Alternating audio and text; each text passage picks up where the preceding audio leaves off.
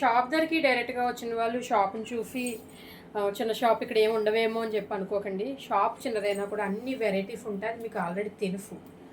So ఇప్పుడు నేను ఏం చెప్తున్నానంటే 90% మన షాప్కి వచ్చిన వాళ్ళు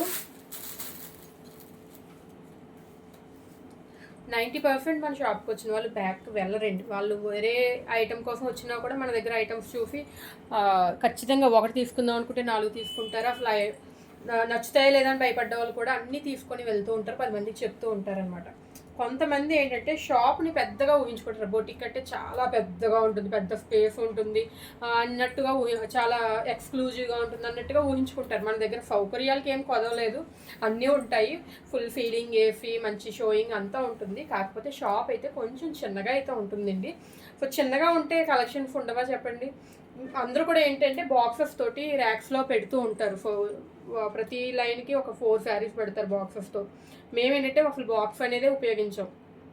90% వితౌట్ బాక్సెస్ తోటే ర్యాక్స్లో అందరూ అన్ని షాపుల్లో 4 to 5 శారీస్ పెట్టే ప్లేస్లో మేము 10 to 12 శారీస్ పెడుతూ ఉంటాం అనమాట. సో చిన్న షాపు మనం స్టాక్ని అడ్జస్ట్ చేయాలి కాబట్టి మొత్తం అంతా కూడా చాలా దగ్గరగా పెడుతుంటాం. మీరు చూసే కొద్దీ వస్తూనే ఉంటాయి డిజైన్స్. అది కూడా పల్లెటూరులోని అది దొరకని డిజైన్స్ అనమాట. చిన్న ఊర్లో, చిన్న టౌన్స్లో కూడా దొరకని ఆన్లైన్ డిజైన్స్ మన శ్రేష్ట కలెక్షన్స్లో దొరుకుతూ ఉంటాయండి.